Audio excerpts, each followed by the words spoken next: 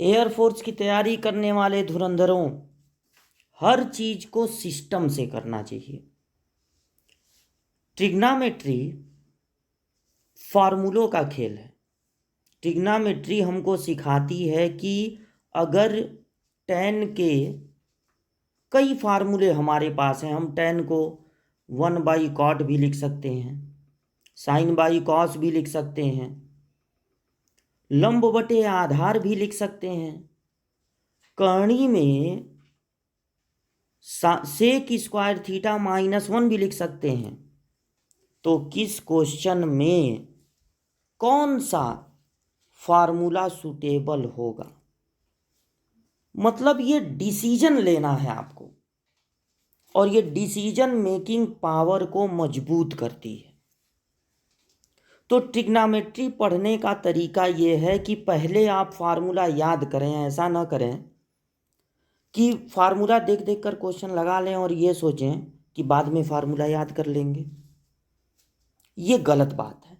आप पहले फार्मूला याद करेंगे, सारे मान याद करेंगे, उसके बाद क्वेश्चन लगाएंगे।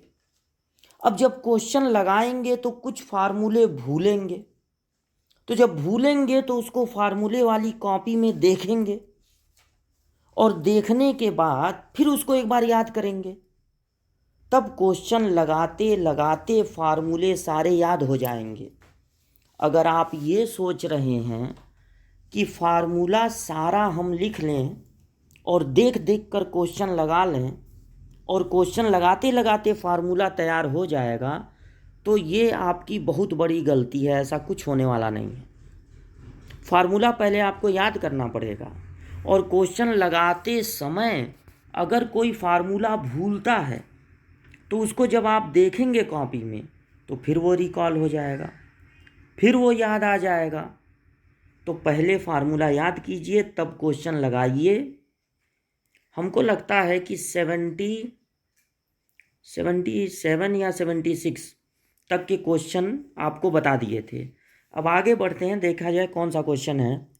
तो आगे बढ़ने में क्वेश्चन 77 तक लग गया था, और आज पहला क्वेश्चन 78 बहुत ही आरामदायक क्वेश्चन है। साइन बी माइनस सी, उसके नीचे साइन बी साइन सी। तो साइन बी माइनस सी में आप क्या करेंगे, साइन ए माइनस बी का फार्मूला लगा देंगे, साइन ए माइनस बी का। तो ये होगा साइन बी कॉस सी माइनस कॉस बी और साइन सी, कॉस बी और साइन सी, कॉस बी साइन सी। और अब क्या करेंगे, देखिए यहाँ पर साइन ए माइनस बी का फार्मूला लगा दिया गया, बस ए की जगह बी लिखना है और बी की जगह सी लिखना है। तो ये जो साइन बी साइन सी है ये पूरे के नीचे है, साइन बी माइनस सी के नीचे है। तो इसको बारी बारी से दोनों के नीचे ले लेना है, साइन बी साइन सी, साइन सी। और यहाँ भी यही ले लेना है, साइन बी साइन सी, ये भी है साइन सी। और यहाँ पर साइन बी कैंसिल होगा, यहाँ पर साइन सी कैंसिल होगा। ठीक इसी तरह से प्लस लगा के यहाँ पर फिर साइन ए माइनस बी का फार्मूला लगा दीजिए। तो साइन ए माइनस बी का फार्मूला लगने पर होगा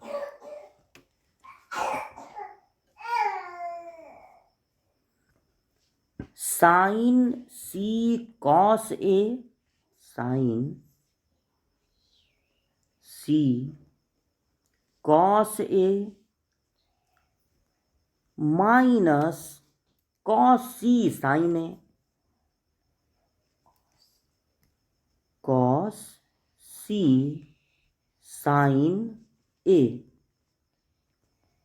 अब इन दोनों के नीचे आप यहाँ पर देखें तो क्या था, साइन सी साइन ए, तो साइन सी साइन ए आपको ले लेना है दोनों के नीचे, साइन सी और साइन ए, इस पहले वाले के नीचे भी और इस दूसरे वाले के नीचे भी, साइन सी साइन ए। अब यहाँ पर साइन ए कैंसिल हो गया और यहाँ पर साइन सी कैंसिल हो गया। तीसरा जो पार्ट है उसमें साइन ए माइनस बी ही है, तो अब आप लगा देंगे formula sign A minus B का। तो साइन ए माइनस बी का फार्मूला लगा दीजिए प्लस लगा के, साइन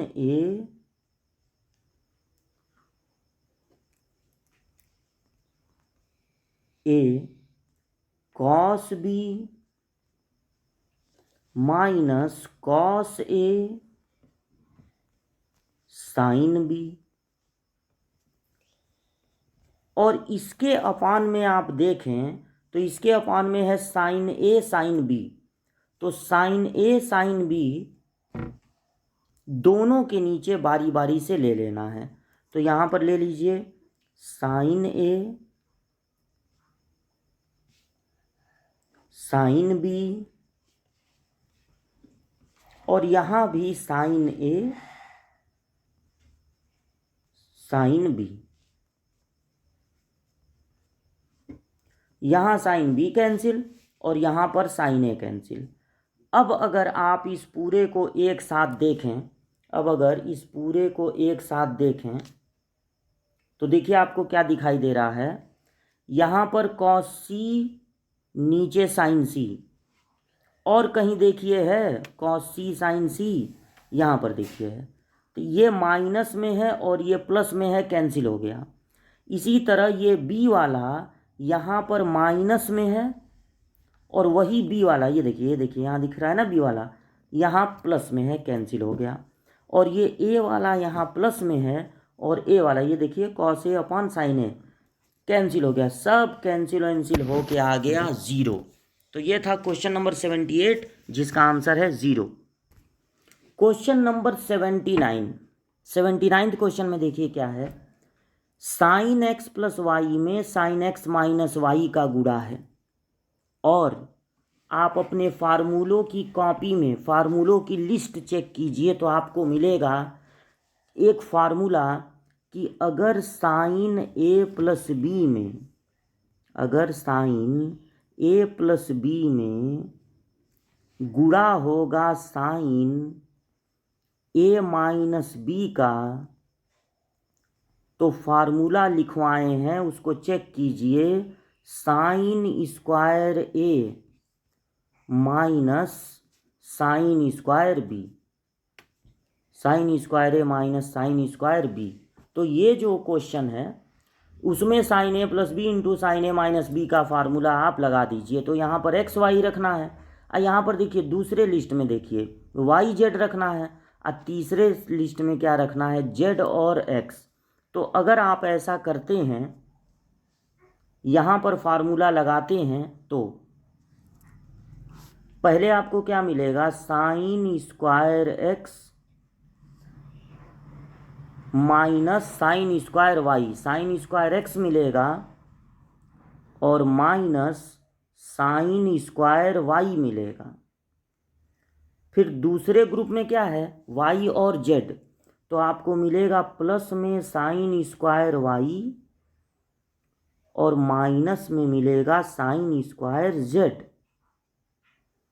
और तीसरे में जेड और एक्स है, तो तीसरे में आपको यही फार्मूला लगाने पर क्या मिलेगा, sine square Z minus sine square x.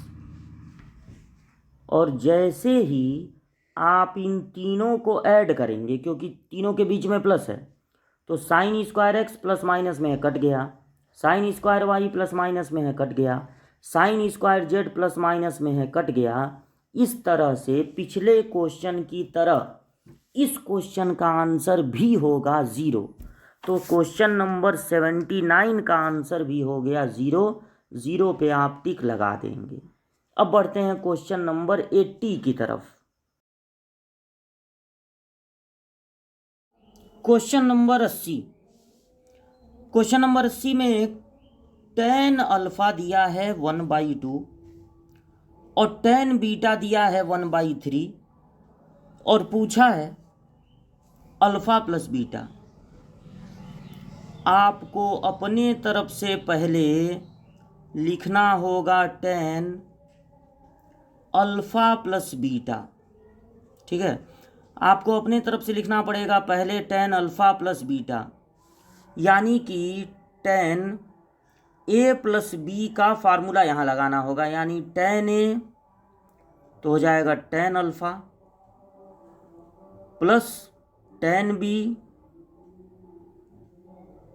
यानी tan beta upon 1 minus tan a tan b, तो tan अल्फा और tan बीटा। पहले अपने तरफ से इसको लिख लेना है। अब tan अल्फा का जो मान दिया है वो रख दीजिए 1/2, फिर tan बीटा का जो मान दिया है वो रख दीजिए 1/3, फिर 1 माइनस, देखिए tan अल्फा है तो tan अल्फा की जगह लिख दीजिए 1/2 और इंटू है ना, गुणा है ना, tan बीटा की जगह लिख दीजिए 1/3। ऊपर का एलसीएम हो गया, ऊपर का एलसीएम हो गया 5, यहाँ बगल में लिखते हैं, ऊपर का एलसीएम हो गया 5,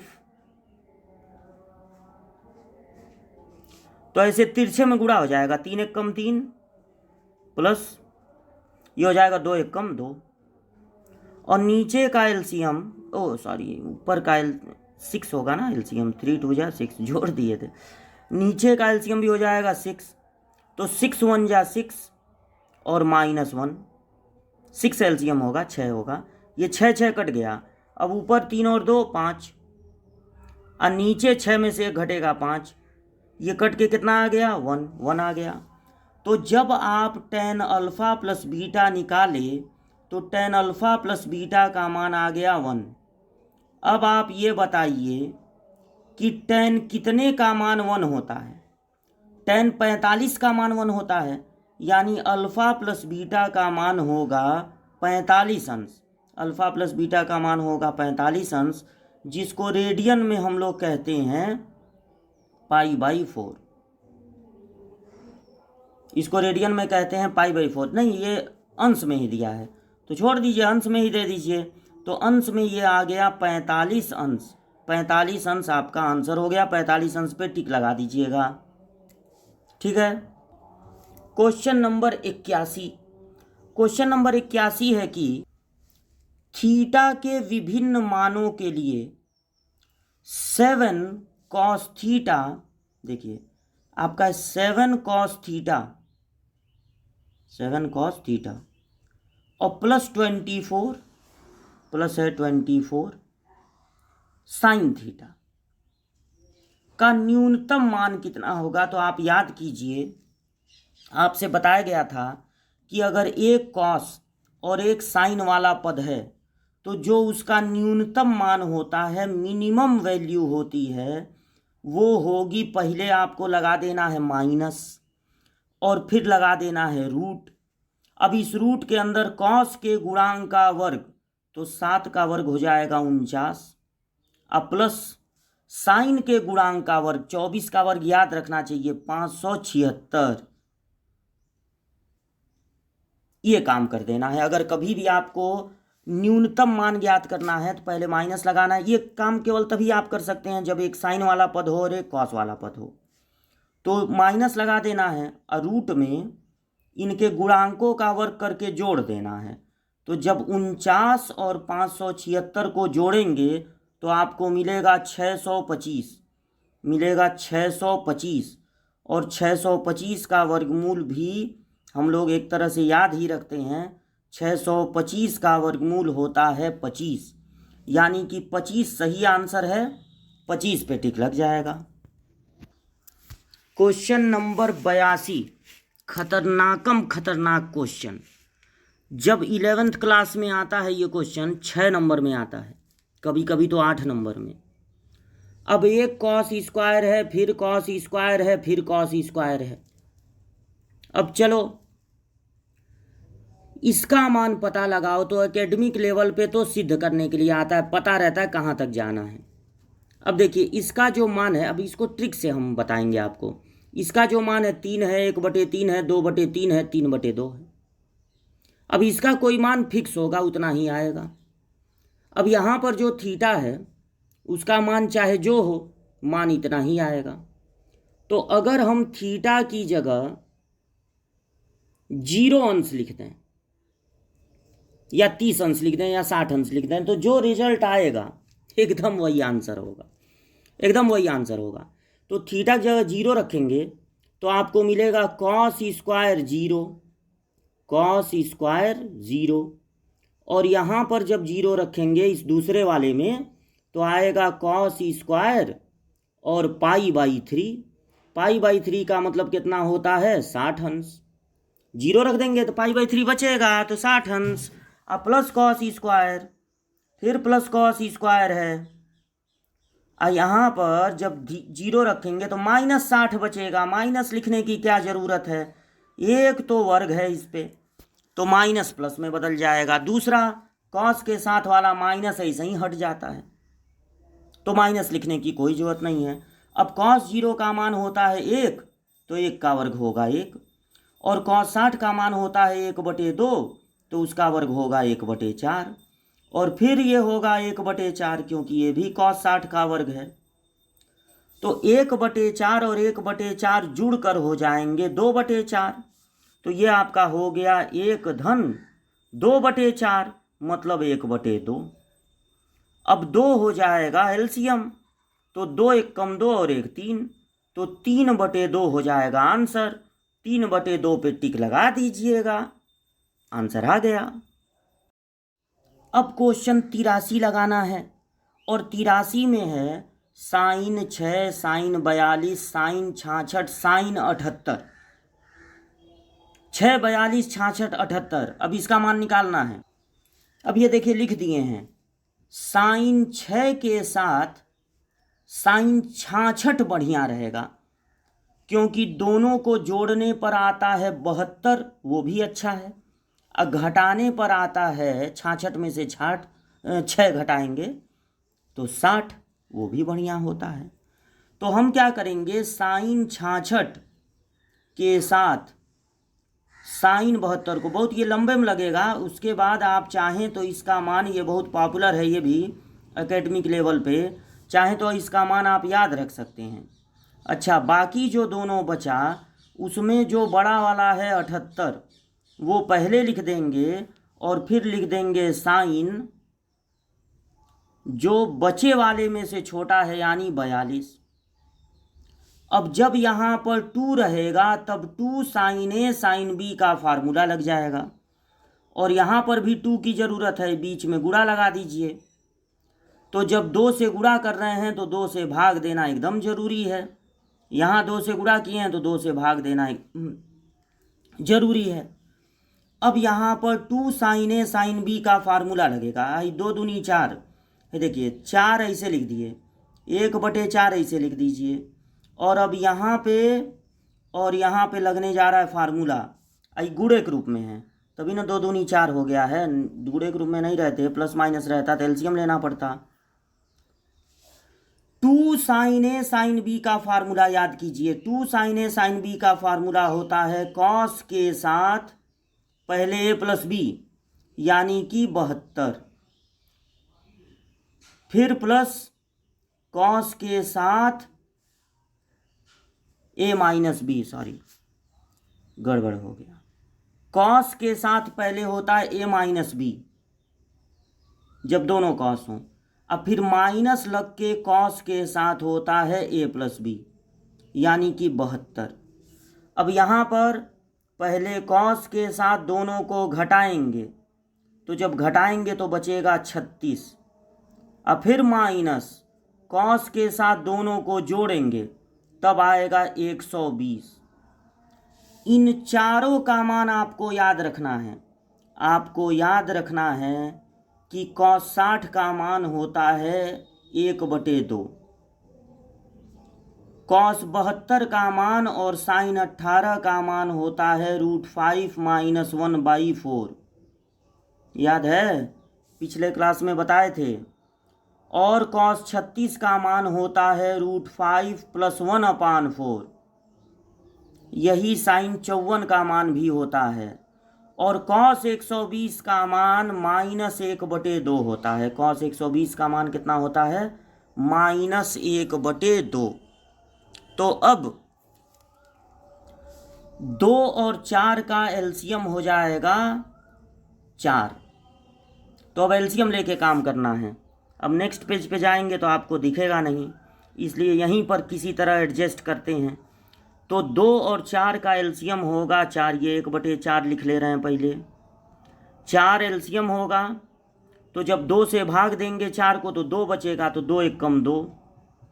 और -4 से भाग देंगे तो 1 बचेगा, तो 1 का जब गुणा करेंगे तो आएगा उतना ही, लेकिन √5 माइनस के बाद लिखने के कारण चिन्ह बदल जाएगा, ये वाला प्लस हो जाएगा। इस पर ध्यान दीजिएगा, गुणे गुणे है, बिचवाम गुणे है। अब फिर यहाँ पर एलसीएम हो गया 4, तो जब 4 से भाग देंगे 1 बचेगा, 1 से ऊपर गुणा करेंगे कोई फर्क नहीं। और फिर उसके बाद प्लस, जब 2 से भाग देंगे 4 को तो बचेगा 2। 2 1 कम 2, यानी ये कितना हो गया? √5 + 3। ये कितना हो गया? 3 - √5, यानी 3 + √5 और ये 3 - √5। तो अब देखिए, अब अगले पेज पर लिखने जा रहे हैं, इतना ध्यान में रखिएगा। 1/4 है और एक जगह आया है 3 - √5, उसके नीचे भी 4 है और एक जगह आया है 3 + √5, उसके नीचे भी 4। ठीक। अब 4 चौक को 16, 16 चौक को 64, नीचे हो गया 64, सब गुणा है। अब ऊपर a- b एक ब्रैकेट में और a+b एक ब्रैकेट में, तो ये हो जाएगा a², यानी 3 का वर्ग 9 -b²। कर्ण में 5 का वर्ग 5, कर्ण में 5 का वर्ग करेंगे तो कर्ण हट जाएगी। 9 में से 5 घटेगा, कितना बचेगा? 4। 4/64 कट के कितना आएगा? 1/16। तो 1/16 वाला विकल्प सही है। 1/16 पे आप टिक लगा देंगे। और बहुत लंबा क्वेश्चन है, लेकिन है पॉपुलर। कितना था? 6, 42, 66, 78। इसको याद रखिए कि इसका मान 1/16 आता है। देखिए आ गया 1/16, तो इसको याद रखिएगा, तब सही रहेगा। अगला क्वेश्चन है 84, साइन 22.5 अंश का मान। साइन 22.5 अंश का मान याद करना है, आज आपको याद करना है साइन 22.5 अंश का मान। साइन 22.5 अंश का मान आपको याद करना है। अगर इसको सिद्ध भी करा दें तो उतना लंबा वहाँ पे सिद्ध नहीं करना है। ये जो विकल्प आप देख रहे हैं, रूट में 2 - √2/2, यही साइन 22.5 अंश का मान होता है। लेकिन अगर आप जानना चाहते हैं कि साइन 22.5 अंश का मान कैसे आया है, तो चलिए वो भी आपको बता देते हैं। जब आपको निकालना होता है साइन 22.5 अंश का मान, तो आप क्या करते हैं? cos 2θ का ये वाला फार्मूला